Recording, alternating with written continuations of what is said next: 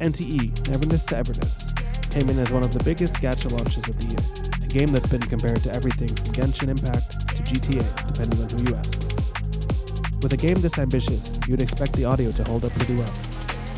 Hey, it's Josh from Audio Mash, and today we're going to be reviewing the audio of NTE, Neverness to Everness. So getting right into it, the combat sounds are easily the strongest part of the whole package. The dodge sounds specifically. The combat sounds in NTE are genuinely fresh and punchy. Every dodge has this snappy little sub-impact and whoosh to it, and basic attacks land with real weight behind them instead of feeling floaty like a lot of gacha games tend to. The parry system specifically stands out. There's a really nice sharp clang anytime you parry right, and it just feels really good every time. The sound layering really kicks in. You get this satisfying build-up right before the payoff hits. Honestly, if the rest of the game matched this section, we'd be having a different conversation here. Lots of the characters' skills are really well sound designed as well, including the ultimates and the Esper abilities. If we move on to the UI sounds, it sounds pretty fine. I would say receiving the fonts and stuff from your cafe has a nice little addictive ring to it. It's not bad, but it doesn't really do anything to stand out either. Menu navigation has your standard clicks and confirms. It gets the job done, but compared to how much effort clearly went into the combat, the UI kind of feels like an afterthought in comparison. So the world ambience is where things start to fall off a little bit. Hethro is supposed to be this massive living city, but the ambience doesn't just sell it the way it should. Walking through busy districts, you'd kind of expect a wall of overlapping sound, traffic, crowds, vendors, that kind of layered chaos that makes a city feel real. Instead, it sounds pretty sparse.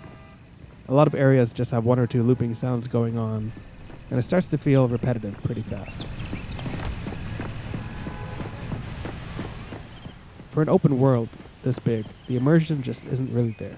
I'm not going to be comparing games here, but compared to other similar gacha titles, it feels like they kind of really missed the mark when it comes to the open world. So talking about the actual original soundtrack of the game, once again, nothing stood out that much. There are some nice EDM poppy type of tunes on the radio.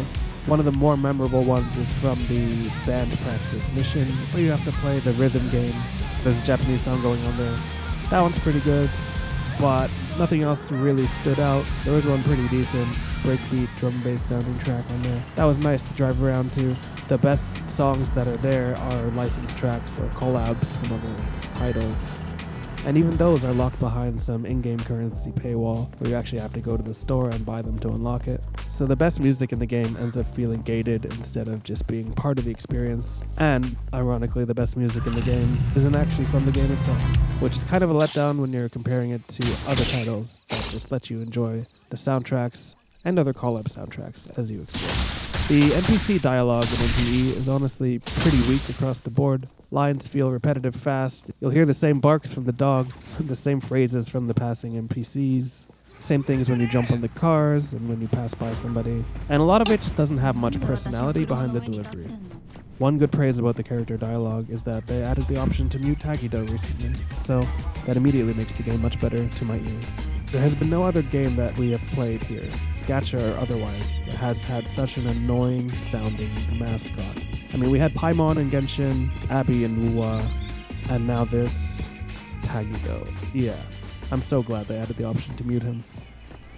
The voice direction outside of main story cutscenes kind of just feels like an afterthought, if the quests are even voiced at all. NPC dialogue is thin and repetitive.